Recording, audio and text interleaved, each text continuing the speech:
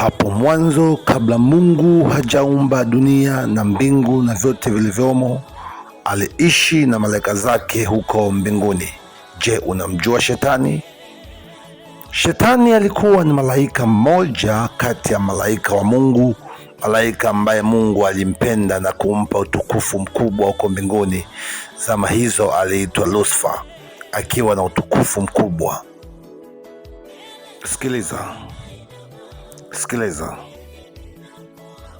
Malaika walioishi na Mungu mbinguni wakati huo wa zama hizo za kale, kipindi Lucifer akiwa yuko mikononi mwa Mungu, katika enzi ya Mungu Baba, Mwana na Roho Mtakatifu huko mbinguni, alipewa utukufu wa kuwa kiongozi wa malaika wote huko mbinguni, na malaika wote walimtii Lucifer.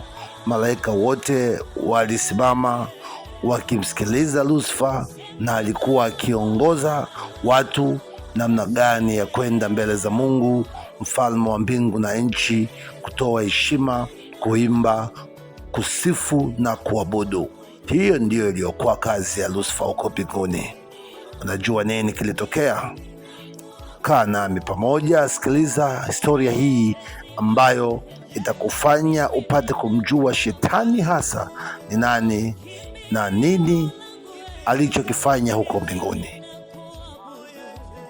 Ufunuo sura ile ya 12 na mstari ule wa 7 unasema, kulikuwa na vita huko mbinguni, Mikaeli na malaika zake wakapigana na yule joka naye akapigana pamoja nao, na malaika zake nao hawakushinda, wala mahali pao hapakuonekana huko mbinguni. Yule joka akatupwa, yule mkubwa nyoka wa zamani aitwaye Ibilisi na Shetani, audanganyaye ulimwengu wote. Haya ni maandiko matakatifu katika Biblia yanayotueleza jinsi gani ilivyokuwa huko mbinguni enzi hizo, kabla Mungu ya kuumba dunia na mbingu na vitu vyote vilivyomo ndani ya dunia. Sasa tumekwisha kumjua Shetani alikuwa yuko mbinguni na alikuwa ni malaika wa Mungu. Baada ya hapo, Mungu akamtupa Shetani huku chini kwa sababu ya kutokutii kwake.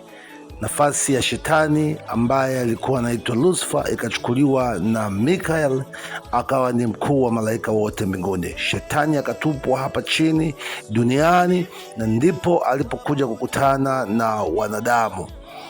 Hii ni historia fupi ya Shetani. Kwa nini Shetani anatudanganya? Shetani anatudanganya kila siku ili tuweze kuwa waovu kama yeye, tumsahau Mungu aliyetuumba na tumshujudu yeye. Huumwe kwa sababu ya Mungu anahitaji uumwe? Hapana, Mungu anahitaji umwabudu na kumtukuza yeye kila siku. Lakini wakati mwingine mipango ya Shetani inakuwa ni kutaka kupambana na Mungu. Unaumwa ili upate kujuta kwa nini Mungu alikuumba.